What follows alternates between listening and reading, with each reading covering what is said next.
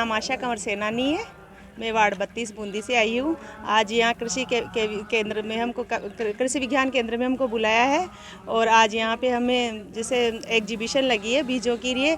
यहाँ हमको ये बताया जा रहा है कि जो प्राकृतिक खेती हमारे पूर्वज करते आए हैं, हम उस चीज़ को भूल गए हैं करना। तो हमें नहीं, मतलब जैसे प्राकृतिक खेती कैसे की जाती है, जैसे गाय का गौमूत्र है और जो गोबर है, इसके जो खाद बनाई जाती है, उससे हम प्राकृतिक खेती कैसे कर सकते हैं। और जो मोटे अनाज है जो हमारे पूर्वज काम में लेते थे, उनको हम बिल्कुल बिल्कुल बिल्कुल भूल चुके हैं। जैसे मोटे अनाज में जैसे बाजरा है, जवार है, बाजरा के क्या क्या हम जैसे बाजरा को हम का उत्पादक करके हम क्या क्या नई चीज़ें बना सकते हैं। जैसे कि बाजरे में हमें बताया कि आयरन और कैल्शियम की भरपूर मात्रा होती है।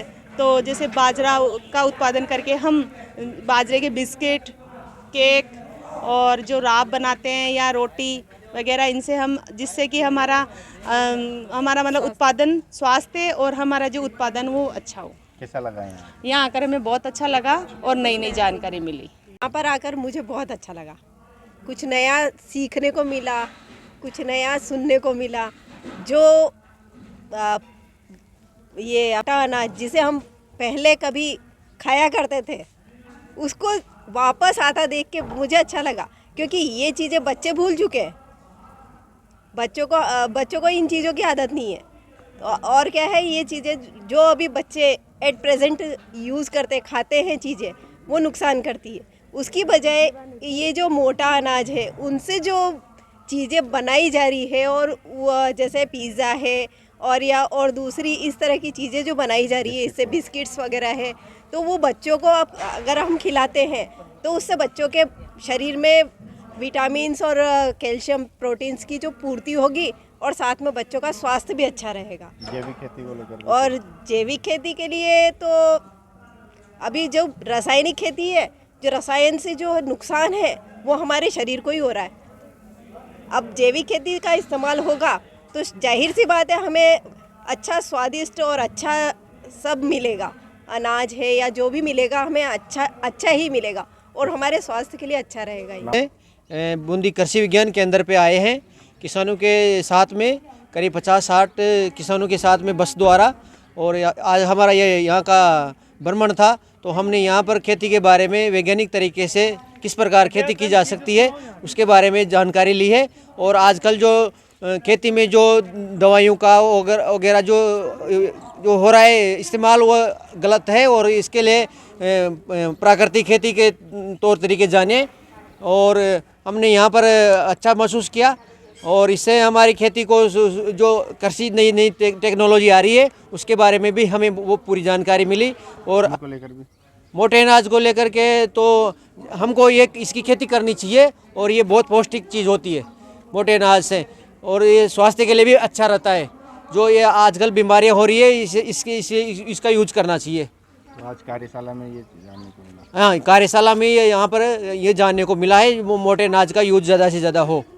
देखिए, आज दो विषयों पर ख़ास तौर से जो कार्यशाला रखी है, एक है प्राकृतिक खेती और दूसरा मोटे अनाजों की जो उत्पादन है, इसके ऊपर कार्यशाला है, इनके महत्व के ऊपर कार्यशाला।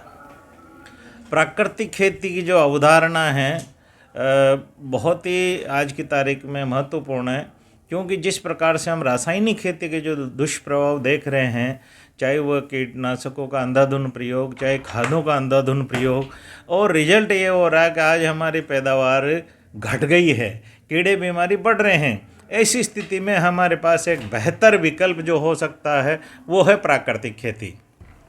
तो प्राकृतिक खेती के जो भी घटक हैं, इसको किस प्रकार किया जाए, इसमें किन किन चीज़ों का ध्यान रखा जाए, इसके बारे में किसानों को बताया जा रहा है। दूसरा जो 2023 है, अंतर्राष्ट्रीय स्तर पर इसको मोटे अनाजों के वर्ष के रूप में मनाया जा रहा है। तो किसानों को मोटे अनाजों के उत्पादन, उनकी गुणवत्ता, उनके वैल्यू एडिशन, उनकी मार्केटिंग, सारे विषयों पे ध्यान आकर्षित करके उनको ये बताया जा रहा है कि मोटे अनाज पैदा करके किसान अच्छी आमदनी ले सकते हैं। साथ ही जो मानव स्वास्थ्य को जो खतरा हो रहा है आज की तारीख में, बीमारियां बढ़ रही है, उनमें भी ये मोटे अनाज हमारे लिए कारगर हो गए हैं। इनके सारे पहलुओं पर विस्तृत जानकारी के लिए इस कार्यशाला का आयोजन किया गया है। कार्यशाला है वो है मोटे अनाजों और प्राकृतिक खेती पर। तो प्राकृतिक खेती, क्योंकि जो अंधाधुंध केमिकल का प्रयोग हो रहा है उसको ध्यान में रखते हुए आज की जो सरकारें हैं और उनका ध्यान है कि जो केमिकल है उनका कैसे उपयोग किया जाए और कैसे उसका उपयोग को कम किया जा सकता है, जिससे कि अपने शरीर के ऊपर प्रभाव भी हो रहा है। कई तरह की बीमारियां हो रही है, जिसमें कैंसर है, हार्ट डिजीज़ है, बीपी है, कई तरह की बीमारियां हो रही है।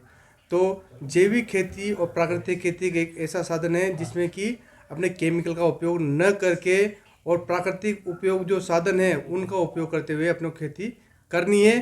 साथ ही साथ है जो उनका मूल्य संवर्धन भी उन अपन को करना है और किसानों को इन चीज़ों के बारे में सिखाना है, ताकि जो मूल्य संवर्धित चीज़ें हैं उनसे उनको बेहतर आमदनी मिल सके और बेहतर उनको किसानों को आय हो सके। इन चीज़ों को ध्यान में रखते हुए ये कार्यशाला का आयोजन किया गया है। और जो आजकल जो किसानों की जो आमदनी है उसका ये है कि आपको इन चीज़ों को आपको मार्केट में देनी है और उसका मूल्य संवर्धित करना है। मूल्य संवर्धित चीज़ें किसानों को मिलेगी तो उससे उसको आमदनी भी ज़्यादा होगी और जो आम जो पब्लिक है उसको भी अपना जो हेल्थ कॉन्शियस हो रहे हैं उनको भी उसके बारे में जागरूकता मिलेगी। तो खेती में इन्हीं चीज़ों को ध्यान में रखते हुए प्राकृतिक खेती का आयोजन करते हैं। जो कार्यशाला आयोजित की गई है वो हमने प्राकृतिक खेती और मिलेट्स के ऊपर आयोजित की गई है। हमारे देश में लोग जहर वाली खेती करने लगे हैं, मतलब जहर बहुत ज़्यादा डाल रहे हैं फर्टिलाइज़र के रूप में और खरपतवार मारने के लिए वीडीसाइड के रूप में, इसके अलावा कीड़े बीमारी के लिए। तो जहर वाली खेती से मुक्ति दिलाने के लिए प्राकृतिक खेती की बात करते हैं, क्योंकि जहर वाली खेती से बीमारियाँ बहुत हो रही है। किसी को बीपी हो रहा है, किसी को हार्ट अटैक हो रहा है, किसी को कैंसर हो रहा है, तो बहुत सारी बीमारी हो रही है। पशुओं में बीमारी हो रही है, पशु जो है गर्भ इतनी ठहरते हैं, रिपीट हो रहे हैं। तो इन सब से मुक्ति पाने के लिए प्राकृतिक खेती करें और प्राकृतिक खेती के लिए आज एक कार्यशाला रखी गई है। इस कार्यशाला में लगभग 300-350 किसान और महिलाएँ हैं। वो किसान और महिलाओं में से कुछ लोग जो कुछ कर रहे हैं उनके भी अनुभव हम लोग इसमें शेयर करवा रहे हैं और हम लोग प्राकृतिक खेती के ऊपर और मिलेट्स के ऊपर इनको जानकारी दे रहे हैं।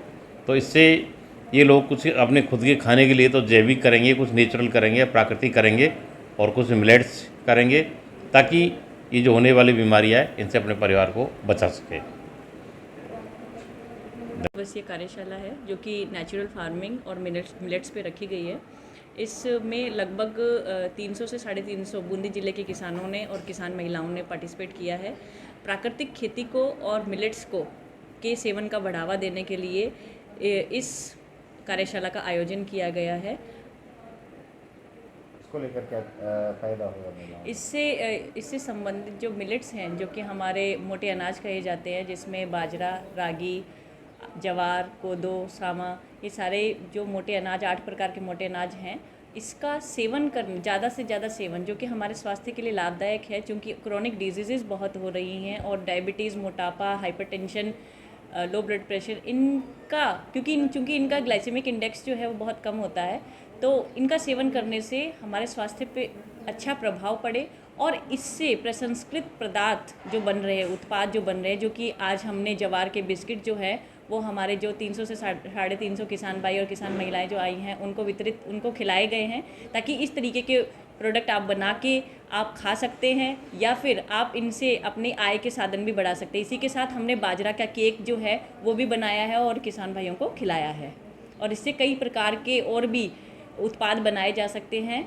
जैसे कि बिस्किट, केक, चपाती, राबड़ी, दलिया, ये सारी चीज़ें ना कि केवल खाई जा सकती हैं, अगर इन बेचने के हिसाब से भी, क्योंकि इनकी अवेलेबिलिटी जो देखी जा रही है, अभी हमने एक सर्वे किया, अवेलेबिलिटी है वो कम हो रही है, क्योंकि जो शहरी लोग हैं उनको ना तो आटा मिल पा रहा है मोटे अनाजों का, ना ही इसके प्रसंस्कृत उत्पाद मिल पा रहे हैं। तो हमारा महत्वपूर्ण प्रयास इसमें ये रहेगा कि हम ज़्यादा से ज़्यादा इसके प्रसंस्कृत उत्पाद बनाएं, ताकि प्रत्येक व्यक्ति के पास इसकी अवेलेबिलिटी हो सके। आज जो हमारी कार्यशाला है प्राकृतिक खेती एवं मोटा अनाज जागरूकता पर कार्यशाला आयोजित की जा रही है।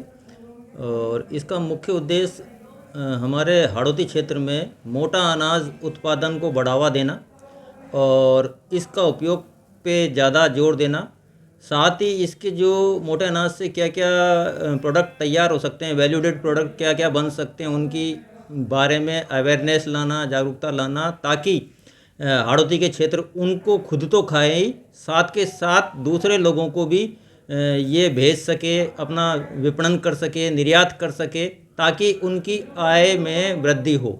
ये हमारे मोटे अनाज को जागरूकता लाना और यहाँ पे अपनाने पर जोर है। दूसरा हमारा है प्राकृतिक खेती पर। प्राकृतिक खेती, चूँकि हमारे रासायनिक खेती के कई सारे दुष्परिणाम आ रहे हैं और कई तरह की अभी पिछले 3 साल से कोरोना की बीमारियां हम झेल रहे हैं, उसकी वजह से रेजिस्टेंस जो होनी चाहिए वो रेजिस्टेंस पावर हमारी कम हो गई है। तो हम जो प्राकृतिक रूप से उत्पाद मिलेंगे, नेचुरल उत्पाद मिलेंगे, तो निश्चित रूप से उसकी खाने से हमारी इम्यूनिटी पावर बढ़ेगी और प्रतिरोधक क्षमता बढ़ेगी, तो हम अच्छे से सर्वाइव कर पाएंगे।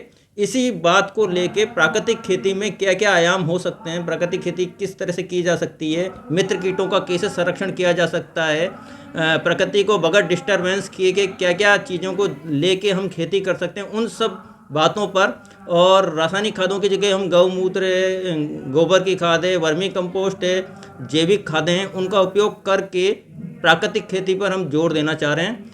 साथ ही मित्र कीटों का संरक्षण करके परवक्षी हमारे पक्षी आते हैं, उनसे कीटों का नियंत्रण करवा के इनका इन्वॉल्वमेंट कैसे हो सकता है कीटों के नियंत्रण में, वो सारी जानकारी हम आज इस प्रोग्राम के तहत किसानों को दे रहे हैं, ताकि वो शुद्ध खाएं और अच्छा खा के अपने स्वास्थ्य को सही रखें। साथ ही मोटे अनाज को भी अपनाएं, क्योंकि गेहूं खाने से कई तरह के जो है रोग हो रहे हैं और इसके खाने से कई तरह की बीमारियां हो रही है। तो मोटे अनाज का इन्वॉल्वमेंट हम चाह रहे हैं कि उसके आहार में मोटे अनाजों का इन्वॉल्वमेंट हो।